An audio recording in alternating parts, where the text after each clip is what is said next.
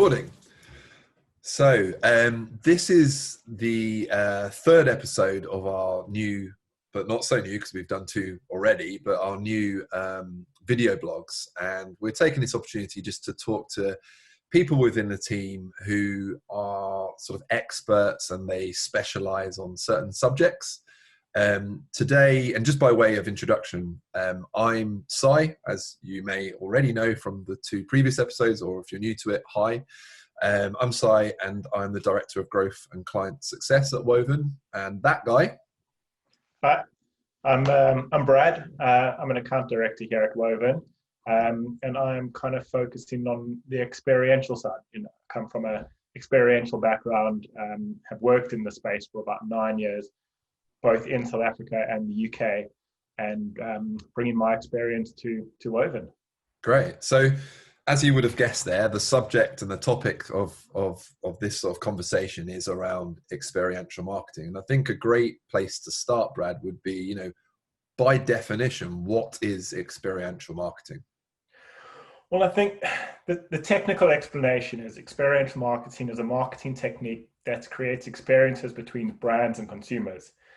However, I like to think of it much more than that, if done right. I like to think of it as a process that positively connects consumers to a brand and leaves a lasting impression that isn't achieved by kind of standing in the subway, just throwing a bunch of samples to someone and hopefully they're going to engage with your brand. It's kind of that moment of engaging with them positively that's going to leave them wanting to talk about your brand, wanting to share it with friends organically, and hopefully, again, if done right, change their buying behavior. So I think a lot of people get it wrong and they don't really understand it. But for me, it's not something that's a billboard saying buy, buy, buy. It's more of that kind of, how am I going to make this person's feelings change and then in turn become a brand advocate for my brand, not just now, but kind of for the future. Yeah, sure. And can you give us like an example of a really awesome, successful experiential marketing campaign? Yeah, I mean, I was thinking of a few of these, and there's a lot of brands have done it really well. Like a small example is if you think of Apple. Everyone loves, well, most people love Apple. And the small example from their side is, small things when you even open a box that an Apple product comes in, the box is so tightly made so that it's that long moment of, kind of the device getting released. But I suppose one of my favorite campaigns or favorite examples of, a campaign that's worked really well, and not one that I've worked on, but worked on me, was the stuff Nike did. I moved to the UK 5 years ago, had my first job on Oxford Street, was very excited to be working in one of the capitals of the world, and by chance walked into Nike Town and saw that they did a running club. So I wanted to meet new people, signed up for the running club, wanted to stay fit, and was a little bit apprehensive on my first one, but then decided to go down and do it. And it was amazing. They had these friendly coaches that would take you on different runs around London every Tuesday. You could do like a 5, 7, or 10K run. And they would put you in different, you could choose which paces you wanted to go in. So it wasn't a rush or anything like that. And it was just great people doing this. And, every run that I came to, I met new people, got to know the coaches more. I'd get a little stamp, and after I got 10 stamps, I'd be given a free shirt. And then we did things like, one night they gave us all a Nike shirt, and you can imagine like 100 people running down Oxford Street with a Nike shirt on, and you're not paying any of us to do this. Yeah. And then from there it kind of led on to, I then downloaded the running app and started getting engaged on the running app. I then slowly started buying more and more of the products, but it was because I was having this genuinely good experience with it. None of it was forced. None of it was like, well, you can only be involved if you buy our products. They kind of just did it all organically, and it just felt like these were people that were genuinely interested in what that I wanted to become a better runner. But they were kind of doing all of this in the background. I didn't know that they were doing, getting me onto the app and everything like that. But it just felt so organic, and that's what I kind of really enjoyed about it. And I think the biggest thing there is like they're clever in the sense that they can then link into Strava, and there could be Strava badges. There's the gamification side of it. There's the sort of social amplification and advocacy, the earned media comes from Yeah. that type of thing. One thing that, and we sort of spoke about this before we press record a little bit, was I think when I'm not an expert at all in experiential marketing in any way, but I guess as what's worked on me the most is, and I guess reviewing that and looking at that through the eyes of me as a consumer, but then me sort of looking at it from my profession, thinking, wow, that was really clever. Is when it works best is when it seems to be either an offline or an online, but let's just go with it's an offline activation type event, but actually it really bridges the gap between what's happening offline and what could happen and what does happen online.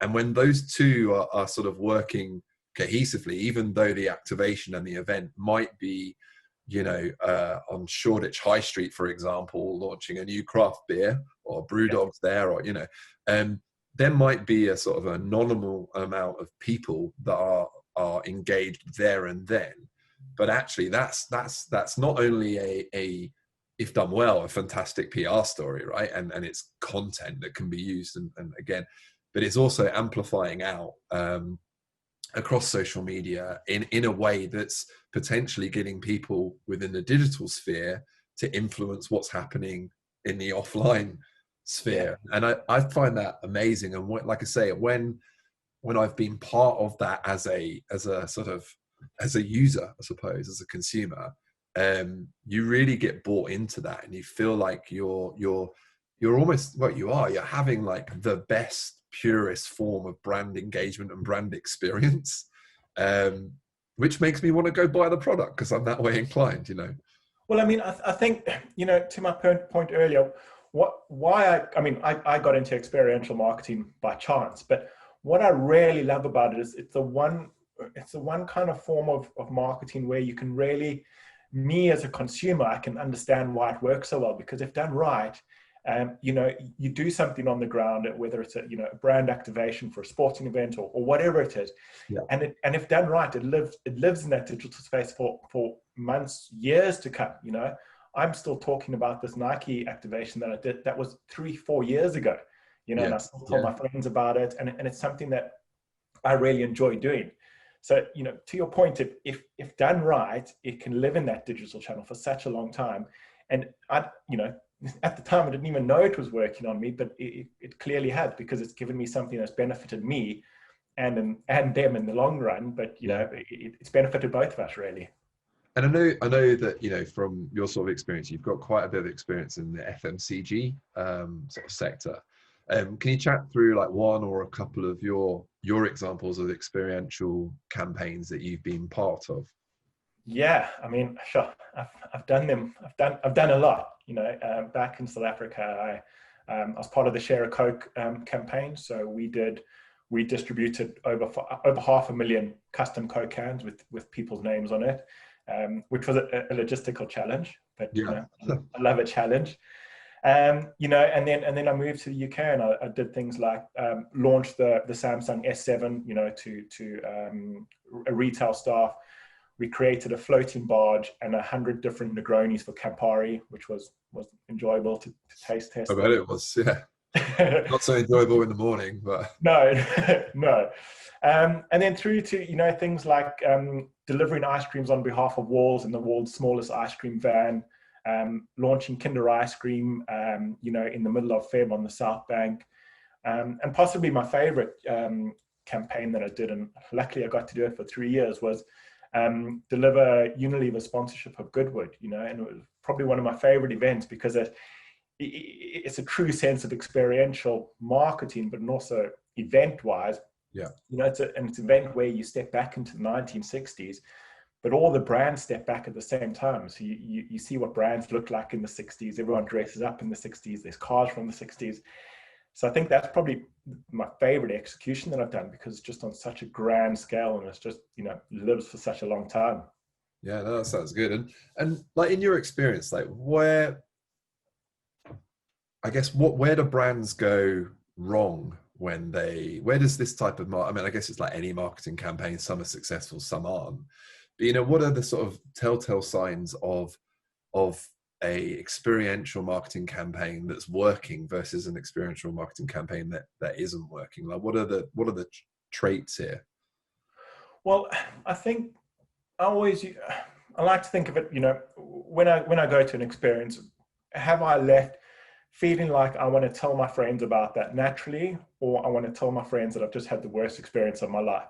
Yeah. And it often happens where a, a, a brand will deliver a great experience, and then immediately afterwards they're like, sign up now, free offer, sign up before the end of today and get XYZ. And they just kind of, they've gone through this long process of getting you involved and Yeah. kind of executing a great experience, and then just kind of forcing that, now sign up so we can tell you about it for the next year of your life.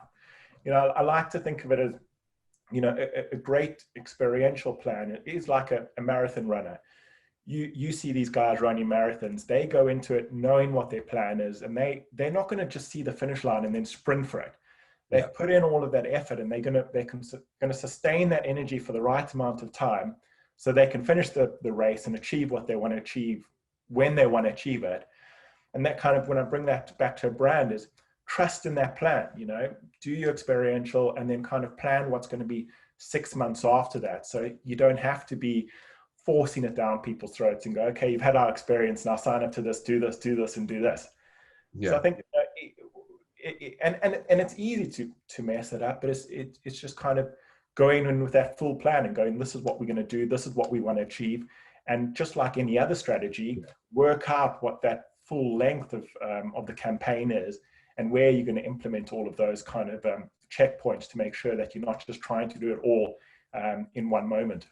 And do you think there's a lot more sort of untapped opportunity for brands to be doing more or doing any some experiential marketing? Because obviously there's a lot of brands that are very active on your sort of your usual traditional offline and online channels. There's advertising campaigns that are sort of BAU and always on, and there's campaigns sort of triggered to times of the year, etc. But from what the experience that you've had of 9+ years in experiential marketing, and the view of brands generally and their marketing activities, like, is it something that you look at going, God, man, there's a lot of opportunity here for these brands to be doing something to complement all of that stuff, but something different?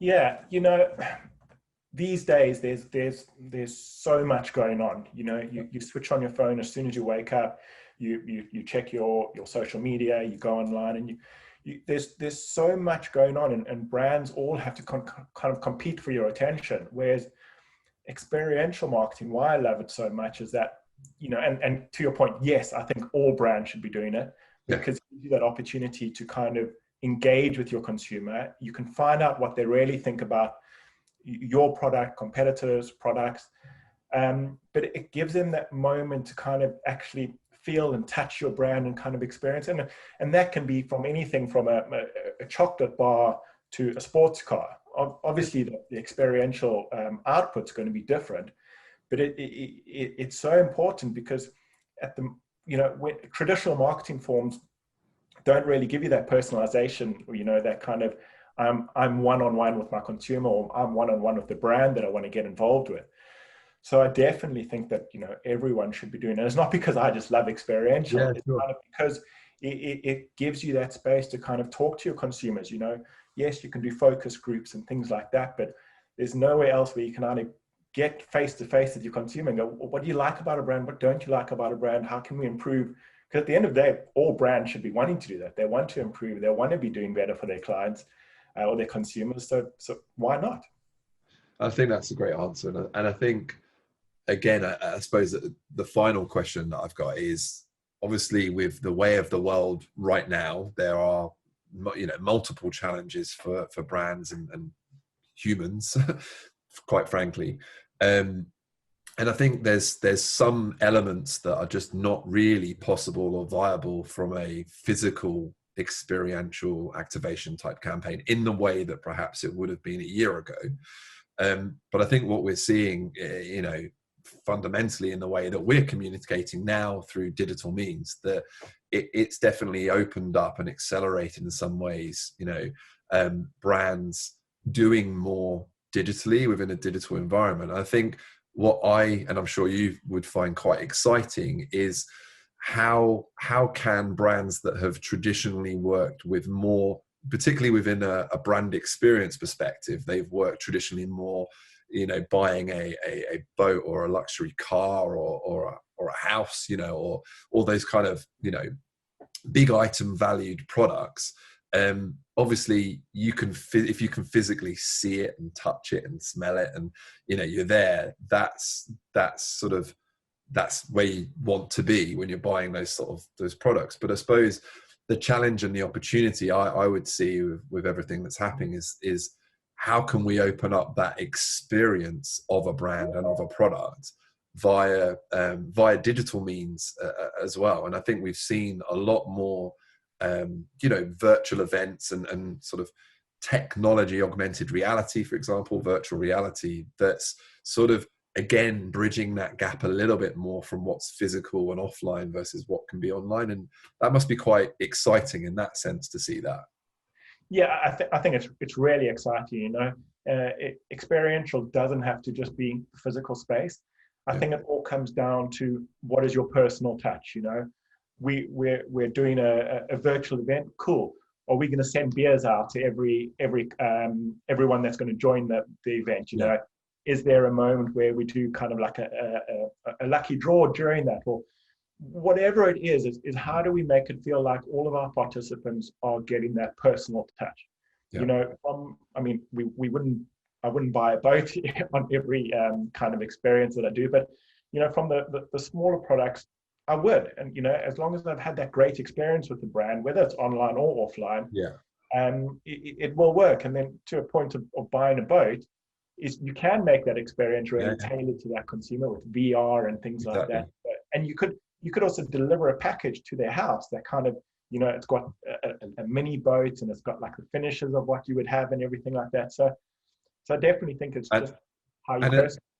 And I think as long as, the content remains authentic, I think you can get a vibe from other people's experiences and them showcasing and sharing their experience of that brand. Do you know what I mean? And if it's authentic and it comes across as genuine, again, it's that social proof, isn't it, that will drive a conversion. So it's an exciting space. And obviously at Woven, Brad's fairly new. He's been here a few months, and we're really excited to have him on board, because it is it's another string to our bow as a brand engagement agency. And I think that there's just a hell of a lot of opportunity for brands to be working more within that experiential space and bridging that offline online gap, and bringing the product closer, and the brand experience closer to the consumer. Cool. All right. Thanks, Brad.